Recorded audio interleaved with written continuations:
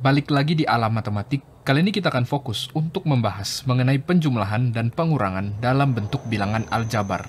Sebelum kita menjawab soal tersebut, mari kita bahas terlebih dahulu konsep pada penjumlahan dan pengurangan aljabar.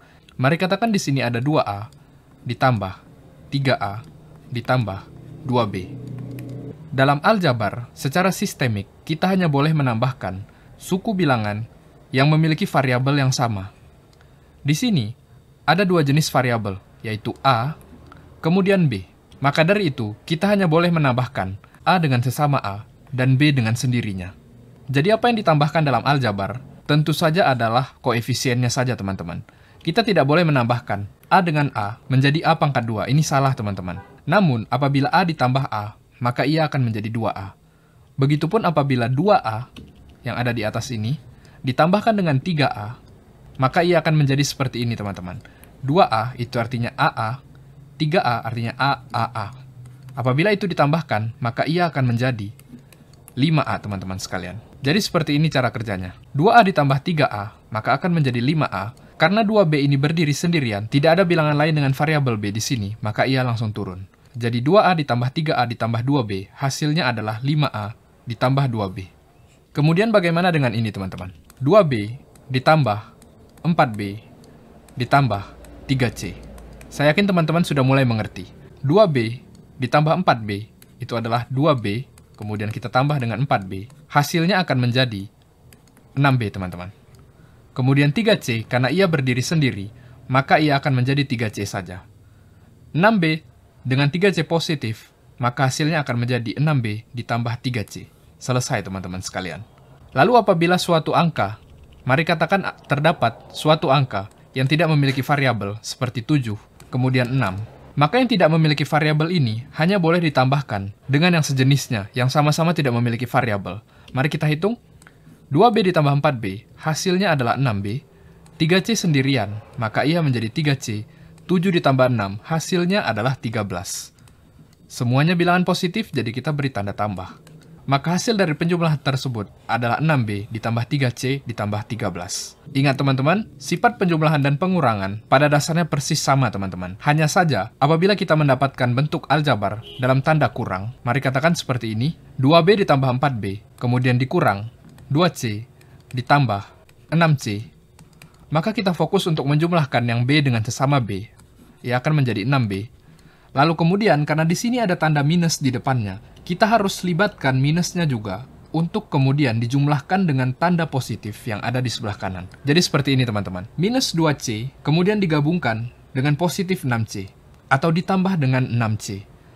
Minus 2 ditambah dengan 6, hasilnya adalah 4, positif 4. Jadi minus 2 ini tidak menurunkan negatif lagi, karena ia telah digabungkan dengan 6C, dengan cara ditambah. Jadi hasil penjumlahan tersebut menjadi 6B ditambah 4C.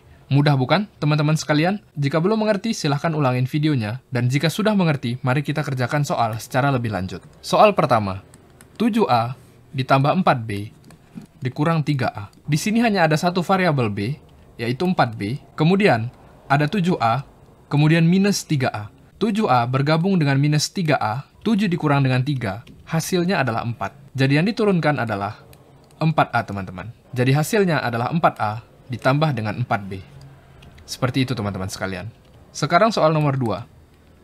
4X ditambah 7 dikurang 2X ditambah 3. Ingat, kita perhatikan variabel yang sama. Di sini ada variabel X. Lalu kemudian ada bilangan yang tidak punya variabel. Ini disebut sebagai konstanta. Suku bilangan yang memiliki variabel sama, itu harus kita gabung terlebih dahulu. 4X, kemudian minus 2X. Jadi ini yang X. Lalu bilangan yang tidak memiliki variabel, yaitu 7 dan 3. 4X dikurang 2X, hasilnya adalah 2X. 7 ditambah 3, hasilnya adalah 10. 2X dicampur dengan 10, maka ia menjadi 2X ditambah 10. Mudah bukan, teman-teman sekalian? Jadi langsung kita jawab, hasilnya adalah 2X ditambah 10. Kemudian kita lanjut ke soal nomor 3. 8Y dikurang 3Y ditambah 6 dikurang 10. 8Y dikurang 3Y, hasilnya adalah 5Y. Kemudian, positif 6 dikurang dengan 10, hasilnya adalah minus 4. Jadi setelah digabung, hasilnya akan jadi 5Y dikurang 4. Jadi nomor 3 itu adalah 5Y dikurang 4. Kita lanjut ke nomor 4, minus 5M ditambah 9M dikurang 4 ditambah 2. Variabel M, di sini ada minus 5M ditambah 9M. Minus 5 ditambah 9, hasilnya adalah 4M. Kemudian yang tidak memiliki variabel, yaitu minus 4 ditambah dengan 2, hasilnya adalah minus 2. Jadi hasilnya adalah 4M dikurang dengan 2. Kemudian kita lanjut ke yang nomor 5, 12P dikurang dalam tanda kurung 5P ditambah dengan 3. Baik teman-teman sekalian, apabila teman-teman sekalian melihat suatu keadaan di mana terdapat kumpulan bilangan dengan tanda kurung seperti ini, maka hal pertama yang harus kita lakukan adalah mendistribusikan bilangan atau tanda yang ada di depan dari kurung tersebut. Dalam tanda minus, kita bisa bayangkan ada bilangan 1 di depannya. Ini untuk mempermudah ya teman-teman.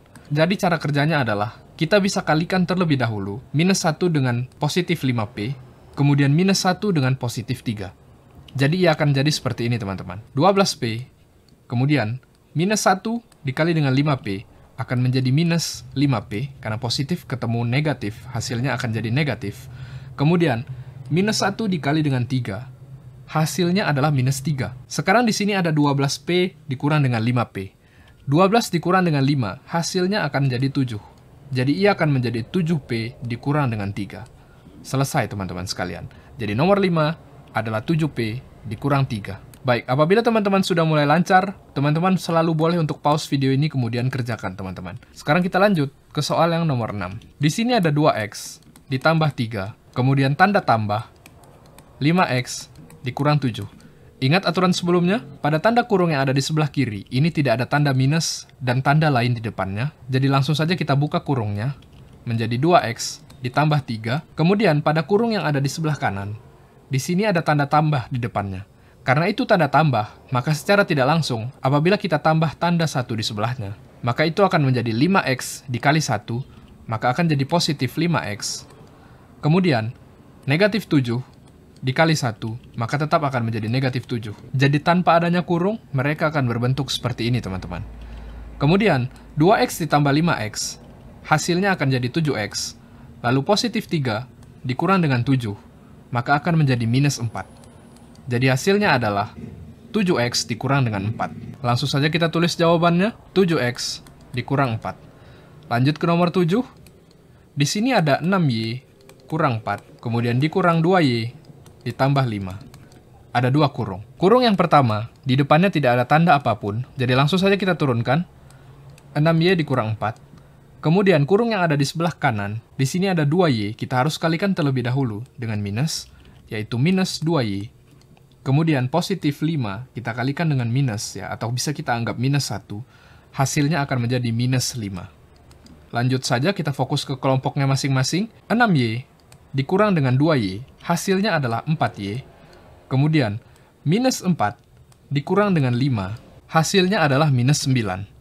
Jadi kita turunkan minus 9. Ini adalah hasil dari perhitungan aljabar tersebut. 4Y dikurang 9. Kemudian kita lanjut ke soal nomor 8. Di sini ada minus, kemudian ada 3 suku bilangan dalam suatu kurung, teman-teman. Jadi bagaimana cara untuk mengerjakannya? Sama seperti sebelumnya. Kita bisa bayangkan ada tanda 1 di dekat minus ini, teman-teman. Langsung saja kita turunkan. 3A dikali minus 1, hasilnya adalah minus 3A. Kemudian minus 2B dikali dengan minus 1. Negatif ketemu negatif, hasilnya akan jadi positif. Jadi ia menjadi positif 2B. Lalu kemudian di sini ada tanda 4. Positif 4 dikali dengan negatif 1, hasilnya akan jadi negatif 4. Jadi seperti ini teman-teman. Hasilnya adalah minus 3A ditambah 2B dikurang 4. Sekarang mari kita lanjut ke soal nomor 9. Di sini ada 2 tanda kurung, kemudian ditambah dengan kurung yang lain. Kurung yang ada di kiri langsung kita turunkan, kemudian yang ada di sebelah kanan bisa juga langsung kita turunkan. 8M dikurang dengan 5M, hasilnya akan menjadi 3M.